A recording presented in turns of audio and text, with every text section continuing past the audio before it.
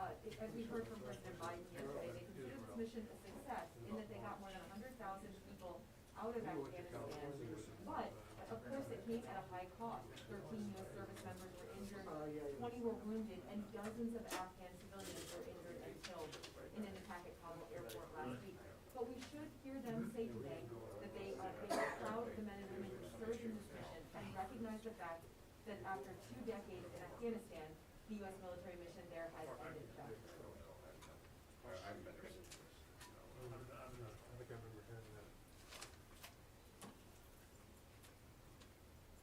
So, I mean, among the questions are exactly what you were talking about in the intro, Chuck, and that is, what will the U.S. mission, or the U.S. relationship, if any, be with the Taliban going forward? There are some people who are calling for a continuing diplomatic relationship with the Taliban because there is a U.S. The U.S. is still interested in getting more Americans and more Afghans out of Afghanistan.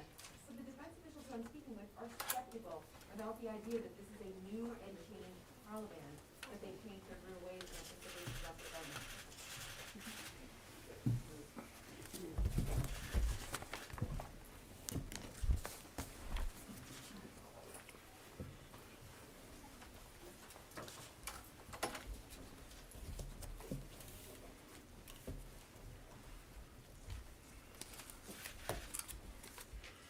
Good afternoon, and thanks for being here. It's been a busy time for all of us in this department, a proud one, and a solemn one, too. We have concluded our historic evacuation operation and ended the last mission of the U.S. war in Afghanistan. America's longest war has come to a close. Now, both as secretary and as a veteran of our Afghan war, my thoughts have been with the brave Americans who stood up to serve after al-Qaeda attacked us on September 11, 2001. And my heart is with their families and loved ones, and with our friends and allies, and with our fellow citizens whose lives were lost or changed forever over 20 years of war. We remember 2,461 American service members and personnel who paid the ultimate price in this war, and more than 20,000 wounded Americans, some still carrying the scars that you can't see on the outside. We also remember the thousands of American contractors who lost their lives, and hundreds of our allies and partners from NATO and beyond, and tens of thousands of Afghan soldiers and police officers, and tens of thousands more Afghan civilians. Now, we have just concluded the largest air evacuation of civilians in American history. It was heroic. It was historic. And I hope that all Americans will unite to thank our service members for their courage and their compassion. They were operating in an immensely dangerous and dynamic environment. But our troops were tireless, fearless, and selfless. Our commanders never flinched, and our allies and partners were extraordinary. The United States evacuated some 6,000 American citizens and a total of more than 124,000 civilians. And we did it all in the midst of a pandemic and in the face of grave and growing threats. I am incredibly proud of those who made it happen, and they made it happen with grit and skill and humanity. Our outstanding men and women showed steady judgment under crushing pressure, including some very young service members who summoned up exceptional courage at close quarters. They ran an international airport. They sped up visas. They fed the hungry. They comforted the desperate. And they got plane after plane after plane into the sky. Our forces risked their own lives to save the lives of others. And 13 of our very best paid the ultimate price. And many of them were too young to personally remember the 9/11 attacks. United States military will always honor their heroism. We mourn with their families, and we owe them support through the days and years ahead. It is noteworthy that on the day of the attack at the airport, our troops and their partners pushed hard and carried on, putting 89 rescue flights in the air in the span of 24 hours and lifting 12,500 souls to freedom. It has been an enormous achievement, not just by the U.S. military, but also by the militaries of our allies and partners, and of course, by our teammates at the State Department. Now the war is over, and we're entering a new chapter, one where our diplomats and our interagency partners take the lead. We're part of an urgent team effort to move Afghan evacuees out of temporary housing in intermediate staging bases in the Gulf and in Europe and on to begin new lives. And I'll be traveling to the Gulf next week to thank our partners there who have done so much to help save and shelter Afghan civilians. Now, some of those brave Afghans will be coming to make new lives with their families in America after careful screening and security vetting run by our interagency partners. We're temporarily sheltering some of these evacuees at military facilities here at home. And I'm proud of the way that our military communities have welcomed them.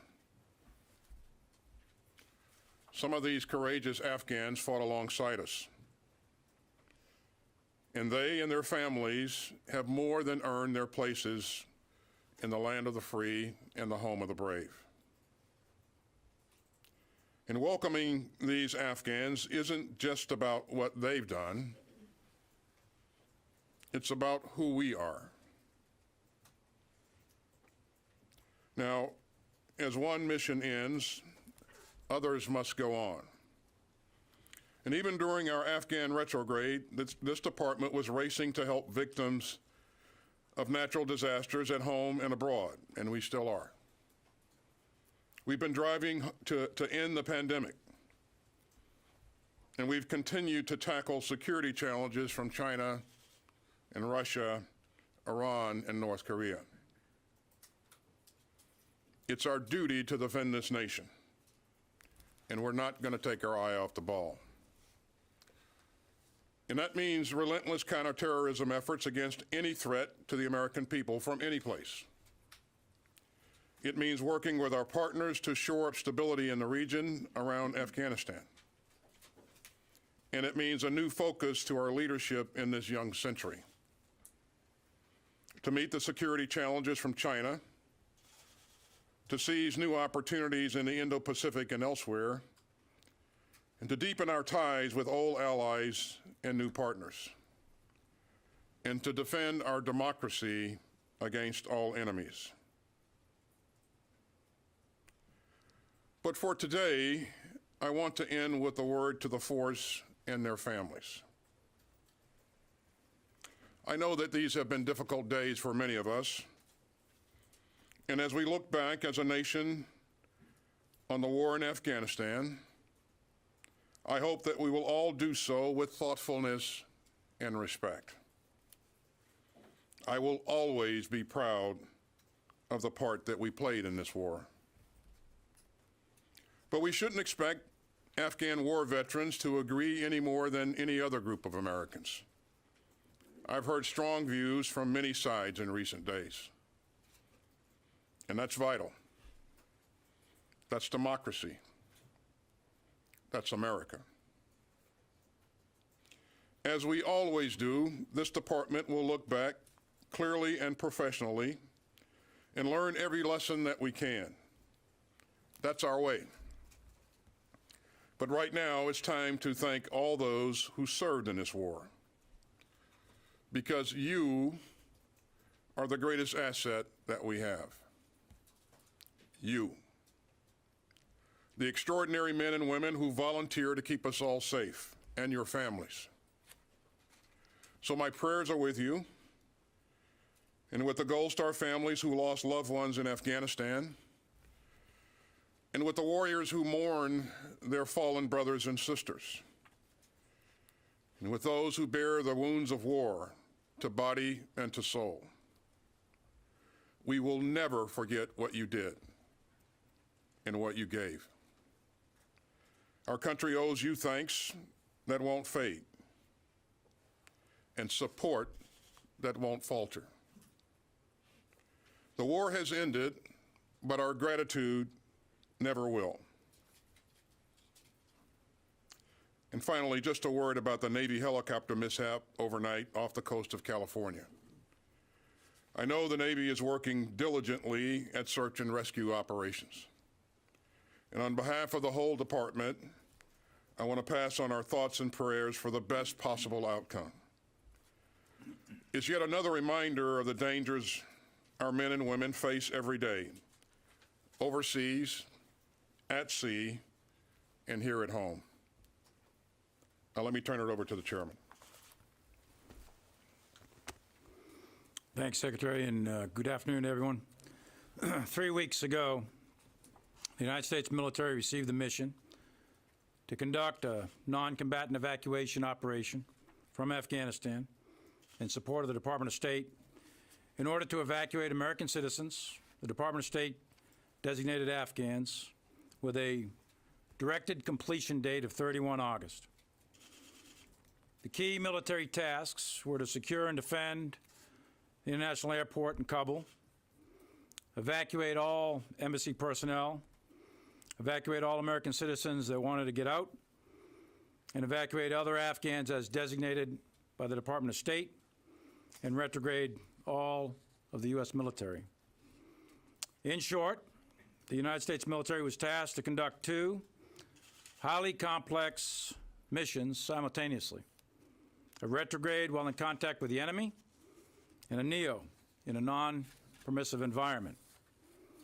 We executed that mission in a highly dynamic, dangerous operating environment from a war-torn country, and it was conducted across 9 countries and 26 intermediate staging bases and temporary safe havens. We deployed between 5,000 and 6,000 military personnel on the ground, some of whom were forward deployed based on our contingency planning. These elements came from the 82nd Airborne Division, Special Forces, the Marine Corps, along with Navy and Air Force personnel.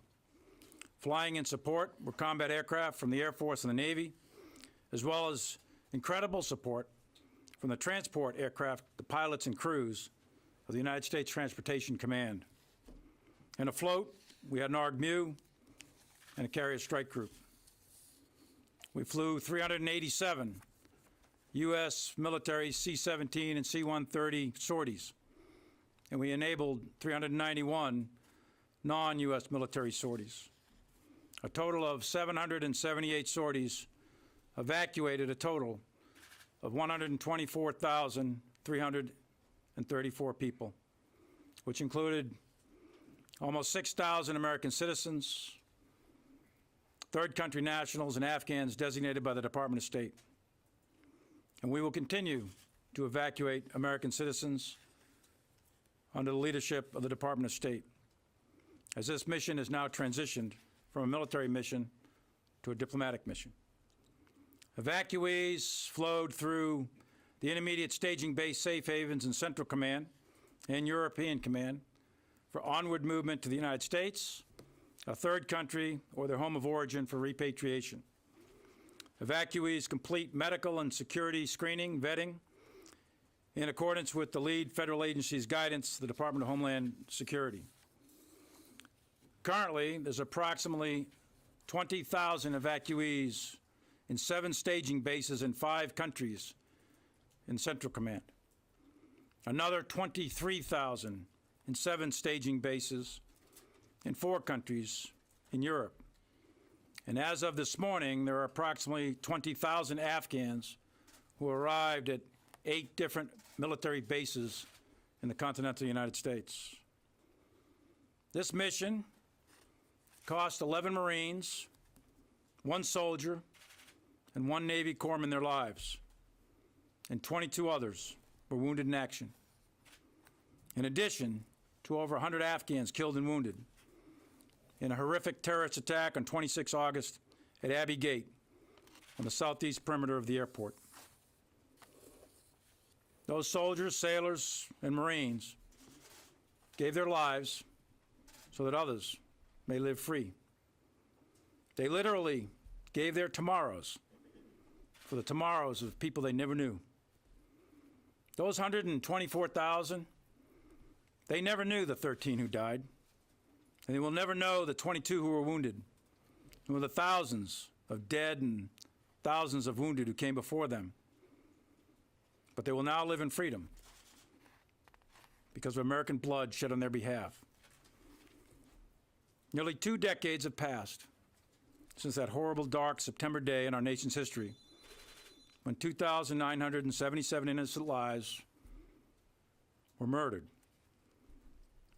Since then, the men and women of the United States military and our interagency partners have fought tirelessly to defeat terrorists in Afghanistan and around the world, both at home and abroad. Their talent, their efforts have carried this fight day and night. In Afghanistan, our mission, our military mission, has now come to an end. And we're going to learn from this experience as a military. How we got to this moment in Afghanistan will be analyzed and studied for years to come. And we in the military will approach this with humility, transparency, and candor. There are many tactical, operational, and strategic lessons to be learned. 800,000 of us in uniform served in Afghanistan over the last 20 years. Our nation spent over $1 trillion, and most importantly, 2,461 soldiers, sailors, airmen, and Marines gave the last full measure of devotion, while 20,691 were wounded, and untold thousands of others suffer with the invisible wounds of war as we close this chapter in our nation's history. And all of those casualties are alongside our allies and partners, and we should never forget that 60,000 Afghan national security forces gave their lives in the conduct of this war. Our counterterrorism efforts in Afghanistan and the region over 20 years has protected the American people from terrorist attack, and the men and women and children who were just evacuated will ultimately be the legacy to prove the value of our sacrifice. For the past 20 years, there's not been a major attack on our homeland. And it is now our mission to ensure that we continue our intelligence efforts, continue our counterterrorism efforts, continue our military efforts to protect the American people for the next 20 years. And we in the American military are committed to do just that. For those of us in uniform who served in Afghanistan, for our families who have suffered and sacrificed along our side, for those who have supported us, these have been incredibly emotional and trying days, and indeed years. We are all conflicted with feelings of pain and anger, sorrow and sadness, combined with pride and resilience.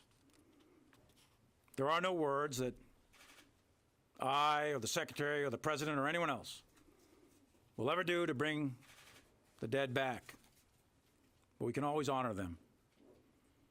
And one thing I am certain of, for any soldier, sailor, airman, or Marine and their family, your service mattered, and it was not in vain. Thank you. Okay, I think we have enough time for a few questions, and we'll start with you, Bob. Thank you, Mr. Secretary. Looking ahead in Afghanistan, question for both of you, please. Given the experience of the past couple of weeks at the Kabul airport, where U.S. commanders were coordinating or at least communicating daily with Taliban commanders, to an effect that General McKenzie himself said was at times very helpful. And also, I know, General Milley, in your case, you last year had face-to-face meetings with Taliban leaders, at least on a couple of occasions. I'm wondering what you think these experiences say about the prospect for a United States relationship with the Taliban, to include the possibility of any kind of coordination in counterterrorism operations against ISIS-K in Afghanistan. Well, Bob, first of all, let me applaud the initiative of our commanders on the ground who would stop at nothing to accomplish the mission that they were provided of evacuating as many American citizens, third country nationals, and SIV applicants as possible. We were focused on, we were working with the Taliban on a very narrow set of issues, and it was just that, to get as many people out as we possibly could. And so I would not leap to, I would not make any leaps of logic to, a broader, to broader issues. I would just say that, again, I'm immensely proud of what our troops have done to this point, and it's hard to predict where this will go in the future with respect to the Taliban. And I would just say, Bob,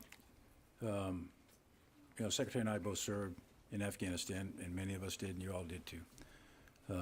We don't know what the future of the Taliban is, but I can tell you from personal experience that this is a ruthless group from the past, and whether or not they change remains to be seen. And as far as our dealings with them at that airfield or in the past year or so, in war, you do what you must in order to reduce risk to mission and force, not what you necessarily want to do. Any possibility of coordination against ISIS-K with them? It's possible. Going forward, Bob, I would not want to make any predictions. I would tell you that we're going to do everything that we can to make sure we remain focused on ISIS-K, understand that network, and at the time of our choosing in the future, hold them accountable for what they've done. Let's go to Helene Cooper. Thank you, sir, for doing this. I have a question for you and then another one for General Milley. Mr. Secretary, perhaps it's possible that there's no exit from Afghanistan that would not have been chaotic, given what we now know, and for all the reasons that the administration has mentioned.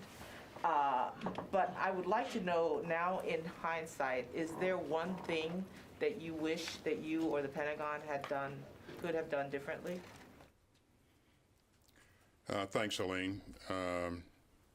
I would just tell you that there hasn't been a single operation that I've ever been involved in where we didn't discover that there's something that we could have done better or more efficiently or more effectively.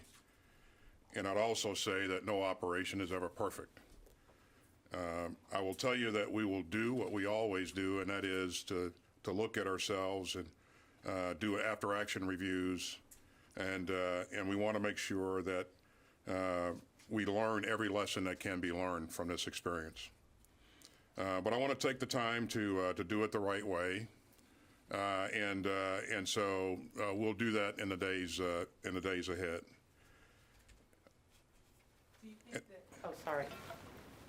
I was just going to say, I would just say again, Helene, that I'm enormously proud of our men and women who worked hard to accomplish what they just accomplished, which I think, as I said earlier, is historic and heroic. Go ahead. I think we should have maybe thrown out the book on the whole SIV. I mean, the previous administration did leave. I understand the Biden did put a lot of hurdles in the way of the SIV program that this administration had to then deal with upon arrival. Do you think at all that because the Pentagon worked so hard with these people for 20 years, these translators and interpreters, that we should have thrown that whole book out? What I would say, Helene, is that the SIV program is obviously not designed to accommodate what we just did in evacuating, over 100,000 people. And so perhaps this program should be looked at going forward. It is a designed to be a slow process. Secretary Blinken and the State Department worked hard early on to shorten the timeline that it takes to work your way through that process. But again, for the type of operation that we just conducted, I think we need a different type of capability. And for General Milley, I wanted to ask you about Sunday's drone strike. Can you take us back to that morning? You have intel that ISIS-K is plotting another attack. The military spots a vehicle that you believe is full of carrying explosives, and we take the car out with a drone strike, and reports now say that we may have, that 10 civilians, as many as 10 civilians may have been killed. Because of the urgent threat environment at the time, do preliminary assessments indicate that we may have rushed, relaxed, or waived altogether some of the normal checks and balances that we do before a strike like that? A couple of things. One is, as we always do on all of these things, we initiate an investigation. We're reviewing all the video and all that. But having said that, what do we know, what do we don't know, what do we think, sort of thing. At the time, and I think this is still valid, we had very good intelligence that ISIS-K was preparing a specific type vehicle at a specific type location. We monitored that through various means, and all of the engagement criteria were being met. We went through the same level of rigor that we've done for years, and we took a strike. So that we did. Secondly, is we know that there were secondary explosions.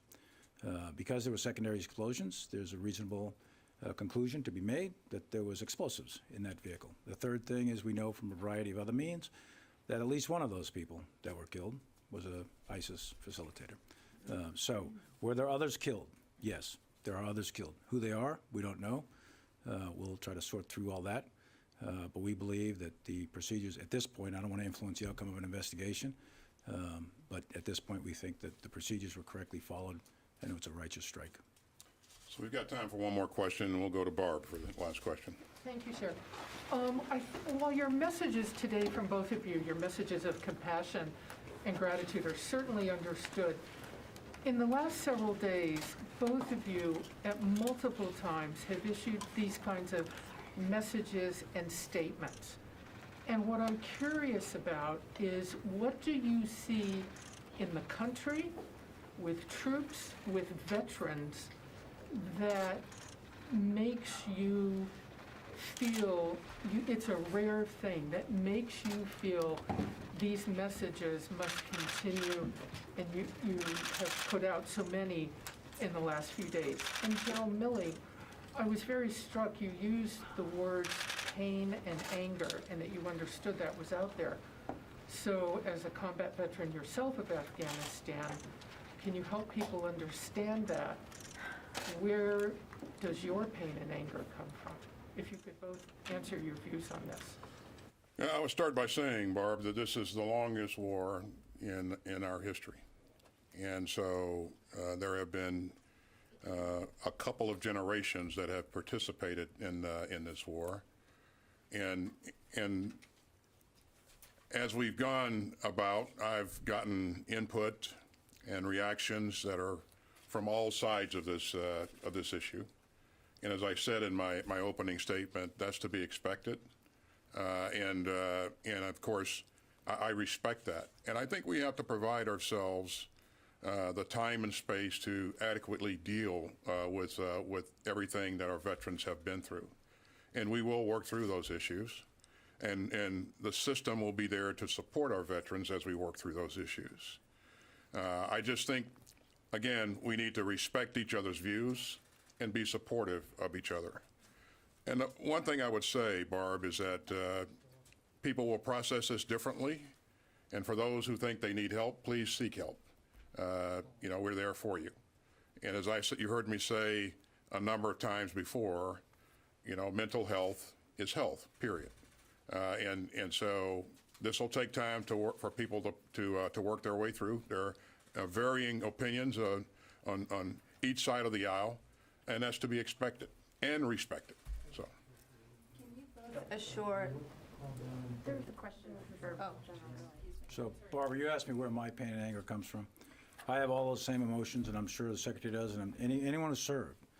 And I commanded troops, and I wasn't born a four-star general. I have walked the patrols and been blown up and shot at and RPG'd and everything else. My pain and anger comes from the same as the grieving families, the same as those soldiers that are on the ground. Last night I visited the wounded up in Walter Reed. This is tough stuff. War is hard. It's vicious, it's brutal, it's unforgiving. And yes, we all have pain and anger. And when we see what has unfolded over the last 20 years and over the last 20 days, that creates pain and anger. And mine comes from 242 of my soldiers killed in action over 20 years in Iraq and Afghanistan. So yeah, I have that, but I'm a professional soldier. I'm going to contain my pain and anger and continue to execute my mission. Thank you very much, ladies and gentlemen. thanks, thanks, we have to go, guys. Thanks, Won't guys. be sent back to Afghanistan. General Milley, can you clarify served in the military